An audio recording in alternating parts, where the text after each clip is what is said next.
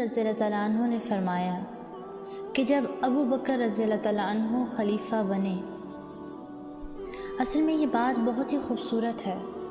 میں چاہتی ہوں کہ آپ خود کو مدینہ میں لے جائیں اور سوچیں کہ یہ ابو بکر رضی اللہ تعالیٰ عنہ کا دور خلافت ہے۔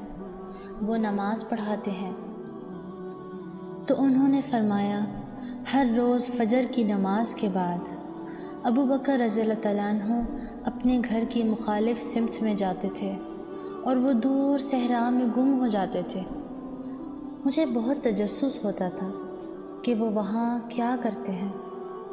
عمر رضی اللہ تعالیٰ عنہ نے فرمایا کہ میں انہیں ہر روز دیکھتا تھا کہ وہ فجر کی نماز کے لیے جاتے، پھر وہ گھر واپس نہیں جاتے بلکہ دور کہیں صحرا میں گم ہو جایا کرتے تھے۔ انہوں نے فرمایا کہ میں ہر روز یہ سوچتا تھا الی این یخرج، وہ کہاں جاتے ہیں؟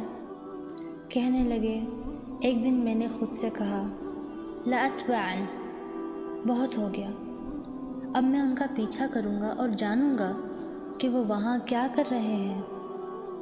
میں اب اپنے اس تجسس کو خود سے دور نہیں کر پا رہا ہوں۔ تو عمر رضی اللہ تعالیٰ عنہ نے فرمایا کہ میں اتنا دور ہو کر ان سے چل رہا تھا کہ میں انہیں دیکھ سکتا تھا۔ پھر فرمایا کہ میں نے انہیں ایک پرانے گھر میں گھستے ہوئے دیکھا۔ فرمایا میں جلدی سے دوڑا اور پیچھے چھپ گیا۔ پھر فرمایا کہ انہوں نے کافی وقت اندر ہی گزارا، وہ کوئی کم وقت نہیں تھا۔ انہوں نے اتنا لمبا وقت وہاں گزارا کہ سورج اوپر آ گیا، یعنی سورج گرم ہو گیا، اور پھر ابو بکر رضی اللہ تعالیٰ عنہ گھر سے نکلے اور واپس مدینہ کی طرف چل پڑے۔ یہ گھر مدینہ کے شہر سے کافی ہٹ کے تھا، تو عمر رضی اللہ تعالیٰ عنہ نے فرمایا کہ میں وہیں رہا جب تک کہ ابو بکر رضی اللہ تعالیٰ عنہ میری نگاہوں سے دور نہیں ہو گئے، یعنی جب تک وہ مدینہ نہیں پہنچ گئے۔ فرمایا پھر میں نے دروازے پر دستک دی، ایک عورت نے دروازہ کھولا۔ وہ بوڑھی تھی، کمزور تھی، اندھی تھی، اور وہاں کچھ چھوٹے بچے بھاگ دوڑ کر رہے تھے۔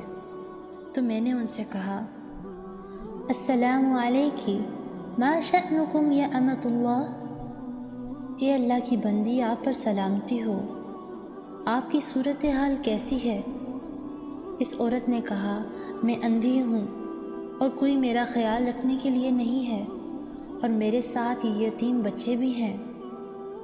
اللہ جانے کہ وہ اس کے اپنے بچے تھے یا اس کے پوتے تھے۔ تو اس نے کہا کہ نہ میرا خیال رکھنے والا کوئی ہے اور نہ ان بچوں کا۔ عمر رضی اللہ تعالیٰ عنہ نے فرمایا کہ وہ شخص کون ہے جو روزانہ آپ کے پاس آتا ہے؟ اس نے کہا میں نہیں جانتی وہ کون ہے۔ لا یذکر لی اسمہ ابدا، اس نے کبھی مجھے اپنا نام نہیں بتایا۔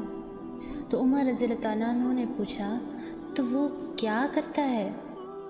اس نے کہا جزاہ اللہ خیر، اللہ اسے جزا دے۔ ہر صبح وہ آتا ہے، وہ میرا گھر صاف کرتا ہے، وہ ہمارے کپڑے دھوتا ہے، وہ ہماری گندم پیستا ہے، وہ ہمارے لیے روٹی پکاتا ہے، وہ ہمارا ناشتہ بناتا ہے، اور پھر وہ چلا جاتا ہے۔ سبحان اللہ، سوچیں ذرا، امت کا خلیفہ، اس وقت امت کا سب سے خاص انسان، ان کا رتبہ دیکھیں کیا ہے، اور اس رتبے کے ساتھ وہ روزانہ اس گھر کو جاتے ہیں اور کبھی اپنا نام تک نہیں بتاتے، اور یہ سارے کام کرتے ہیں اور پھر واپس آتے ہیں خلافت سنبھالنے کے لیے۔ یہ ایک انتہائی ناقابل یقین بات ہے۔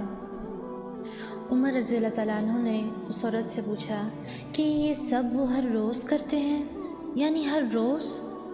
اس نے کہا جی، ہر روز وہ یہ سب کرتے ہیں، اللہ انہیں اس کی جزا دے۔ فرمایا کیا آپ انہیں کوئی قیمت دیتی ہیں؟ کہا نہیں۔ عمر رضی اللہ تعالیٰ عنہ رونے لگے اور فرمایا اتعبت الخلفاء بعدک یا ابا بکر، آپ نے اپنے ہر جانشین کو پریشان کر دیا ہے۔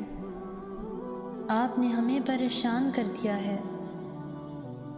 ہر وہ بندہ جو آپ کے بعد آتا ہے آپ نے اسے پریشان کر دیا ہے، کیونکہ یہ وہ معیار ہے جس تک پہنچنا ہمارے لیے ناممکن ہے۔ ابو بکر رضی اللہ تعالیٰ عنہ کے اور مزید بہت سے اور ایسے قصے ملتے ہیں جن سے یہ پتہ چلتا ہے کہ انہوں نے اپنے بہت سے نیک اعمال انسانوں سے چھپا کے کیے تھے، جو صرف ان کے اور اللہ کے درمیان راز تھے۔